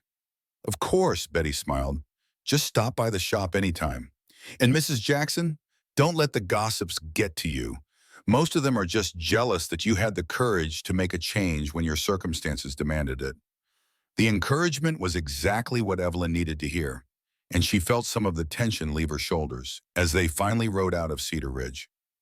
Behind them, the town continued its daily routine of commerce and conversation, but ahead lay the mountain trail that led home to a cabin where she was wanted and valued for who she was rather than judged for who she wasn't. The ride up the mountain was quieter than their descent had been, marked by the comfortable silence of two people who'd shared danger and emerged stronger for the experience. The storm's aftermath was visible everywhere. Fallen trees across the trail, new streams cutting through previously dry gullies, rocks shifted into different configurations by wind and water. But the damage wasn't permanent, Evelyn realized. Nature had a way of healing itself, of adapting to new circumstances and finding ways to thrive despite temporary setbacks. The same might be true for people, she thought, if they were willing to embrace change instead of fighting it. The cabin appeared through the trees like a welcome beacon, its log walls solid and reassuring despite the obvious damage from the previous night's violence. Several windows would need to be replaced, and there were bullet holes in the walls that would require patching. But the structure itself was sound. More importantly, it felt like home in a way that nowhere else ever had. Looks worse than it is, Joshua said, dismounting and helping Evelyn down from the horse. Most of the damage is cosmetic. We'll have it fixed in a few days. They spent the afternoon assessing the repairs needed and beginning the work of restoration. Joshua proved to be as skilled with tools as he was with weapons, his hands sure and competent as he measured and cut replacement boards for the shattered window frames. Evelyn found herself assigned to smaller tasks, sorting through damaged supplies, cleaning up broken glass, preparing meals to fuel their labor. It was domestic work, the kind she'd done as Thomas's wife, but it felt different here. Instead of serving a man who took her contributions for granted, she was partnering with someone who appreciated her efforts and reciprocated with his own. The dynamic was more balanced, more respectful, and she found herself enjoying the rhythm of shared labor. As evening approached, they took a break from their work to sit on the cabin's front porch, watching the sun sink behind the peaks that surrounded their valley. The storm had cleared the air, leaving behind a clarity that made distant mountains seem close enough to touch. A few early stars were beginning to appear in the deepening sky, and somewhere in the forest, an owl called to its mate with haunting beauty. It's peaceful, Evelyn said, surprised by how much she meant it. After months of tension and uncertainty in Cedar Ridge, the mountain's silence felt like a gift. Most of the time, Joshua agreed. Last night was unusual. Do you think Paul's remaining men will come back? Joshua considered the question seriously before shaking his head. No, they were following Paul's lead, not their own convictions. With him dead and Philip talking to the law, they'll want to put as much distance as possible between themselves and this place. And the federal marshals? Will probably want to interview me about Silverton, but Sheriff Anderson was right. Cooperation goes a long way toward earning leniency. I'm not worried about that anymore. The confidence in his voice was reassuring, but Evelyn could see the cost of the previous night's violence in the lines around his eyes and the careful way he held his shoulders. Killing Paul Ortiz had been necessary, but it had also been a reminder of a past he tried to leave behind. "Do you regret it?" she asked. "The life you lived before coming here?" Joshua was quiet for a long moment, his gaze fixed on the distant peaks as if they might provide answers to questions he'd rather not face. When he finally spoke, his voice carried the weight of honest self-reflection. "I regret the choices that made it necessary," he said. "The desperation that drove me to rob banks and ride with men like Paul Ortiz.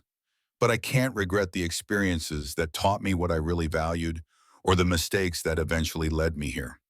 "And what do you value?" "Peace," Joshua replied without hesitation.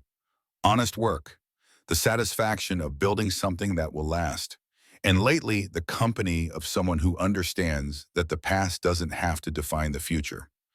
The last part was clearly directed at her, and Evelyn felt her cheeks warm despite the cool mountain air.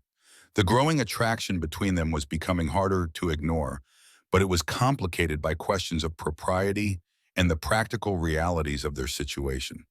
"Joshua," she began, then stopped, unsure how to voice the thoughts that had been circling in her mind all day. "Whatever you're thinking, you can say it," he encouraged gently.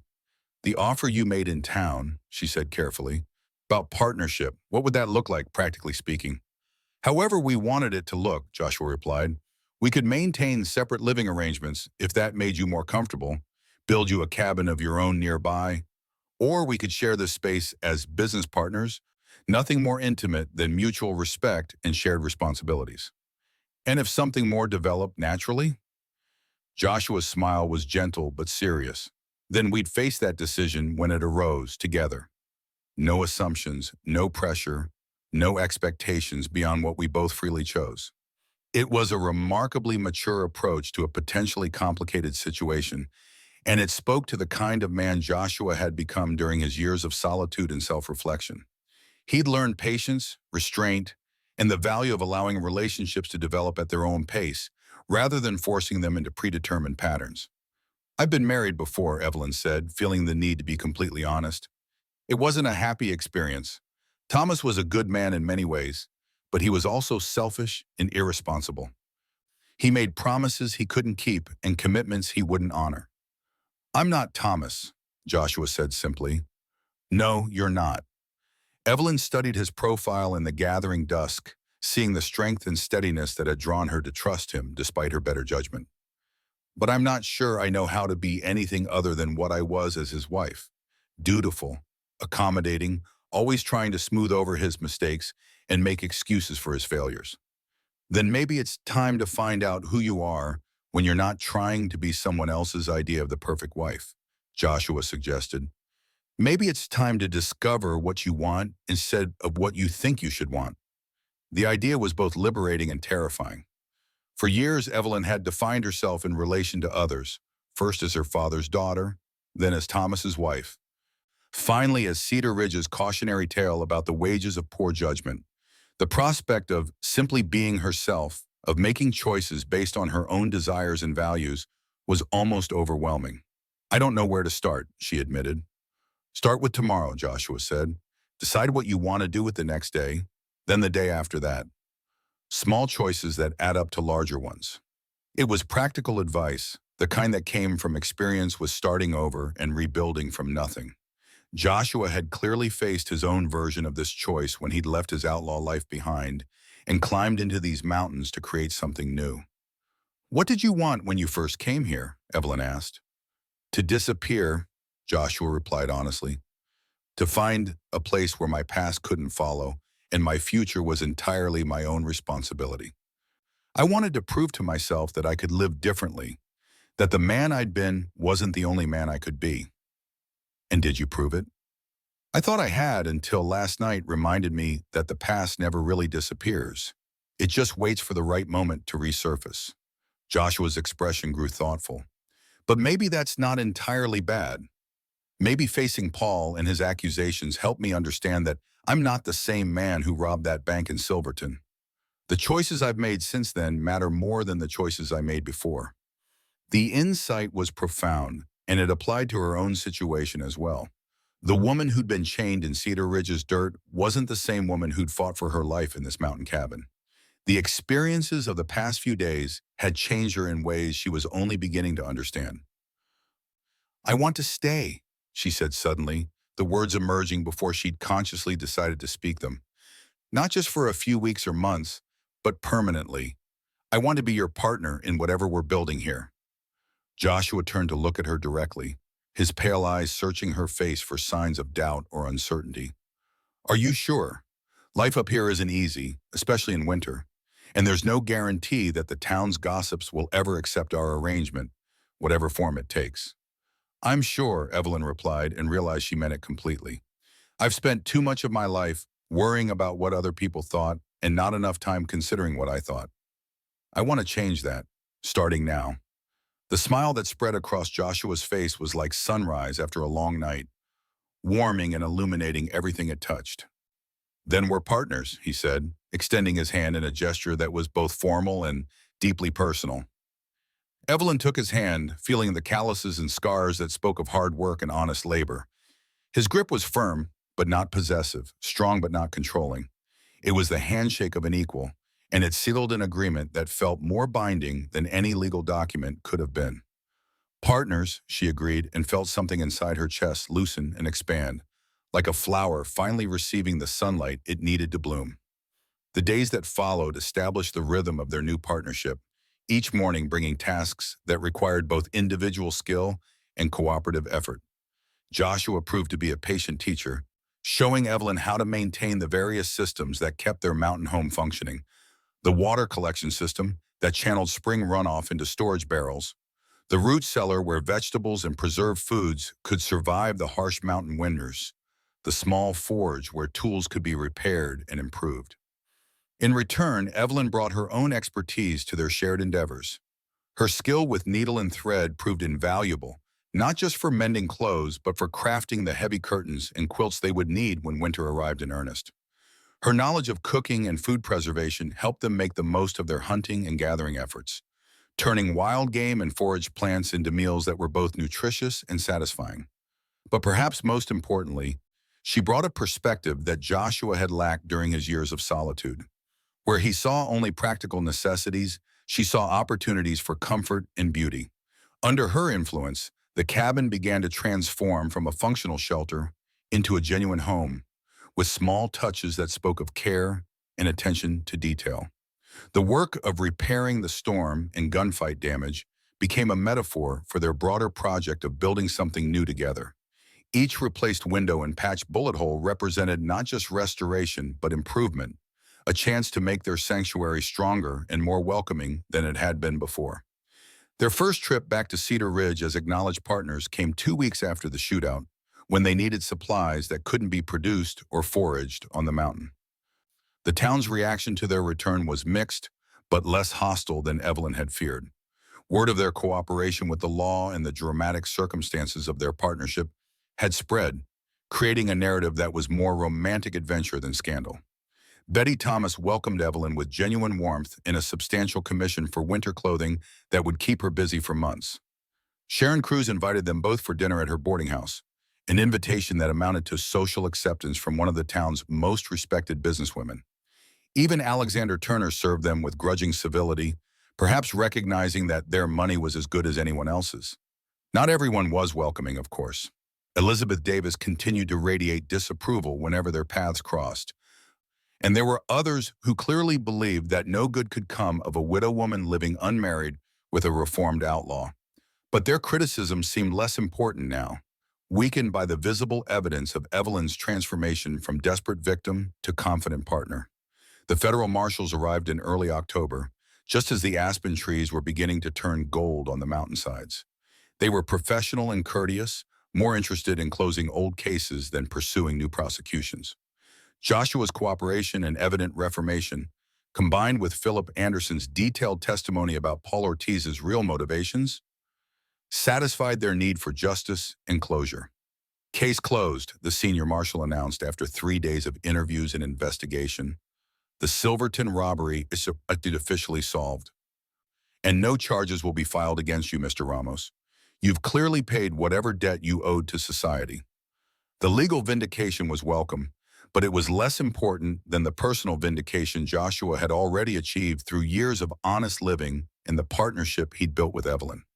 The past was finally, truly behind him, buried as completely as Paul Ortiz in the Cedar Ridge Cemetery. Winter's approach brought new challenges and new opportunities for growth. The mountain's isolation, which had seemed daunting during the summer, became a source of intimacy and shared purpose.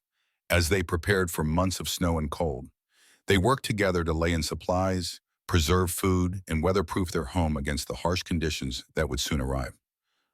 The physical demands of mountain life had changed Evelyn in ways that went beyond the obvious strengthening of muscles and callousing of hands. She moved with new confidence, spoke with greater authority, and approached problems with the kind of practical problem-solving that came from knowing her own capabilities. The frightened, desperate woman who'd knelt in chains outside Turner's store had been replaced by someone stronger and more self-assured. Their relationship deepened naturally as the days grew shorter and the work of survival drew them closer together. The careful boundaries they'd maintained during the summer gave way to a more intimate partnership, built on mutual respect and genuine affection rather than desperation or convenience. When Joshua finally kissed her one evening as they sat by the fire, it felt like the natural culmination of months of growing trust and attraction rather than a sudden passion that might burn out as quickly as it had ignited. "I love you," he said simply, the words carrying the weight of absolute truth. "I love you too," Evelyn replied, and realized that she meant it in a way she'd never meant it before. This wasn't the desperate gratitude she'd felt toward Thomas for rescuing her from spinsterhood, or the dutiful affection she'd tried to maintain during their troubled marriage. This was something deeper and more honest, based on knowledge rather than hope, on partnership rather than dependence. The first snow fell in November, transforming their mountain valley into a wonderland of white silence that seemed to exist outside of time and ordinary concerns. Cut off from the outside world by weather and terrain, they settled into the intimate rhythm of winter partnership, each day bringing its own small satisfactions and shared accomplishments. Evelyn's sewing work continued throughout the winter months, her reputation for quality craftsmanship spreading through word of mouth to neighboring towns and mining camps. The income from her needlework, combined with Joshua's earnings from trapping and the occasional sale of gold dust from his prospecting efforts, provided them with financial security and the satisfaction of genuine independence. But perhaps more importantly, the work gave Evelyn a sense of professional identity that was entirely her own. She wasn't just Joshua's partner or Thomas's widow, but a skilled craftswoman whose abilities were valued and sought after. The transformation from dependent victim to independent businesswoman was complete, and it felt like the fulfillment of possibilities she'd never dared to imagine. Spring's arrival brought visitors and news from the outside world, including word that Philip Anderson had been sentenced to 5 years in prison, but was expected to serve only 3 with good behavior. His cooperation with the authorities and genuine remorse for his crimes had earned him a measure of mercy, and his brother's influence had ensured that he would serve his time in a facility where rehabilitation was prioritized over punishment. "He'll be all right," Sheriff Anderson reported during one of his visits to check on their welfare. "Prison might be the best thing that could have happened to him. Give him time to think about what he really wants from life." The news was welcome, confirming that the violence of that storm-lashed night had led to justice rather than mere vengeance. Paul Ortiz's obsession with revenge had destroyed him, but Philip's willingness to face consequences and make amends offered hope for redemption and second chances. As summer returned to their mountain sanctuary, Evelyn and Joshua began planning for the future with the confidence of people who'd proven their partnership could survive both external threats and internal challenges. They talked of expanding their cabin, perhaps adding a workshop where Evelyn's sewing business could grow, and a proper barn to shelter the additional horses they hoped to acquire. But they also talked of simpler things, the garden they would plant, the books they would read during the long winter evenings, the quiet satisfaction of building something lasting together. These conversations revealed the depth of their commitment to each other and to the life they were creating, a commitment that went beyond romance to encompass shared values and common goals. The second anniversary of Evelyn's liberation from Turner's chains arrived on a crisp autumn morning that painted the mountainsides in shades of gold and crimson. She stood on the cabin's front porch, watching Joshua work in their expanded garden, and marveled at how completely her life had transformed. The woman who'd once knelt in the dirt of Cedar Ridge's main street, broken by debt and despair, had become someone she barely recognized, confident, capable, and genuinely happy for the first time in years. Their partnership had evolved into something deeper than either had initially imagined, a marriage in all but legal formality that was built on mutual respect and shared purpose rather than social convention or economic necessity. They'd talked of making it official, of riding down to Cedar Ridge for a ceremony that would satisfy the law's requirements and the town's expectations. But the urgency had faded as they'd realized that their commitment needed no external validation. "We're already married in every way that matters," Joshua had said one evening as they discussed the possibility. "The papers would just be for other people's peace of mind, not our own." Evelyn had agreed, understanding that their bond was stronger than any legal document could make it and more honest than many officially sanctioned unions she'd observed. They wore simple gold bands Joshua had crafted in his forge, symbols of promises made and kept in the privacy of their mountain sanctuary. The business they'd built together had prospered beyond their initial hopes.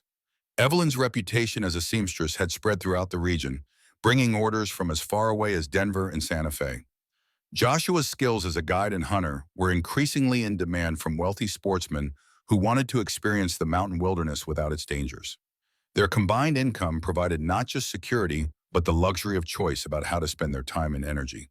More importantly, their success had been achieved on their own terms, without compromise of principles or sacrifice of values. They'd proven that it was possible to build prosperity through honest work and fair dealing. That the past need not determine the future for those willing to embrace change and accept responsibility for their choices. The town of Cedar Ridge had gradually accepted their unconventional arrangement, helped by their obvious success and the respectability that came with financial independence. Even Elizabeth Davis had eventually ceased her pointed comments, perhaps recognizing that her disapproval carried no weight with people who'd found happiness outside society's traditional boundaries. Mrs. Ramos, Betty Thomas had taken to calling Evelyn, using the title as a courtesy rather than a legal designation. The gesture spoke to the seamstress's practical acceptance of relationships that worked regardless of their official status.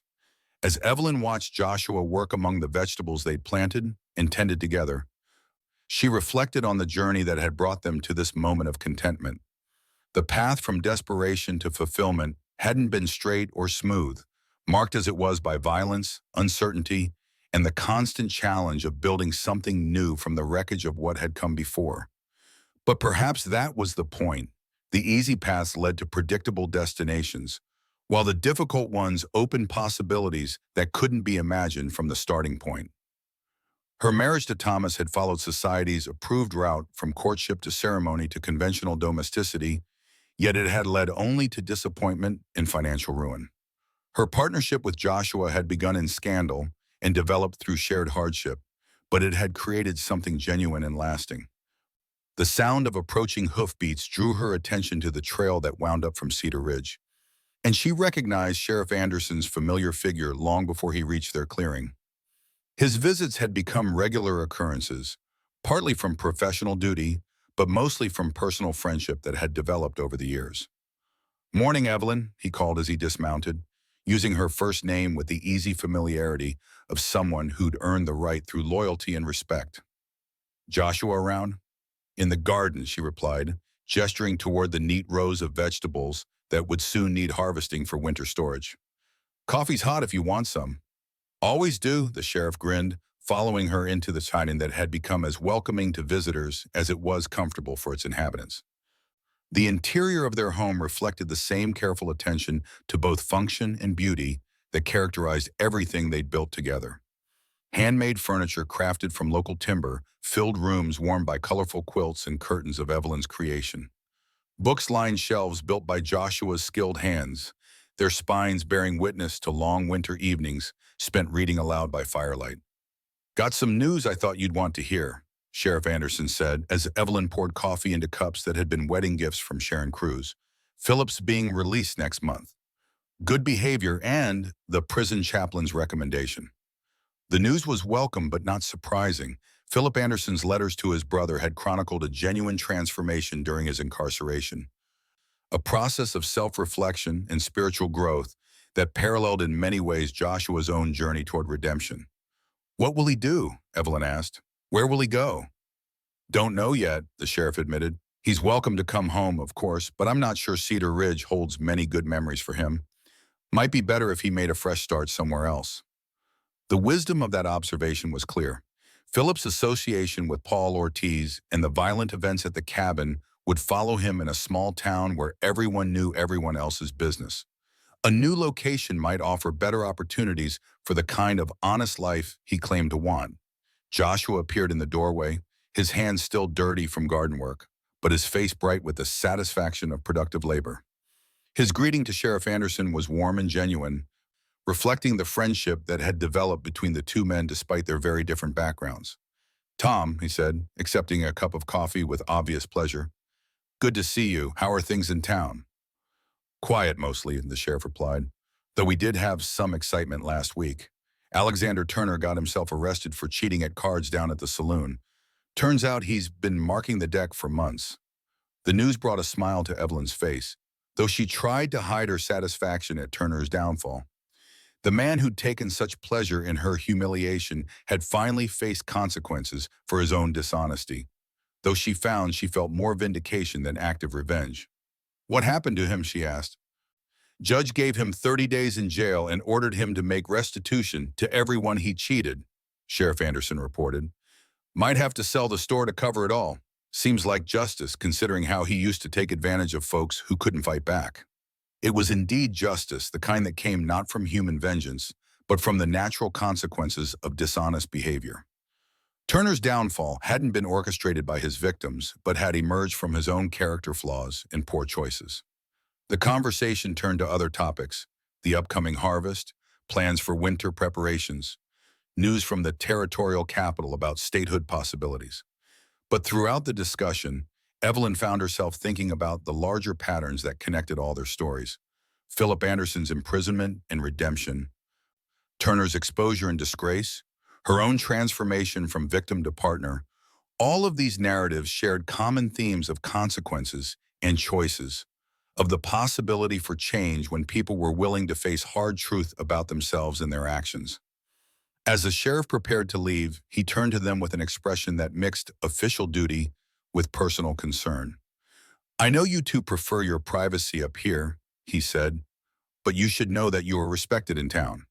What you've built together, the way you've conducted yourselves, it's set an example that's influenced other folks. There's a couple of widows who've started their own businesses, and a few men who've decided to try honest work instead of gambling and drinking their problems away." The observation was both humbling and gratifying. They'd never intended to serve as examples or role models, but their visible success had apparently inspired others to consider alternatives to conventional solutions for unconventional problems. After Sheriff Anderson's departure, Evelyn and Joshua spent the afternoon working together in their garden, harvesting vegetables that would sustain them through the coming winter.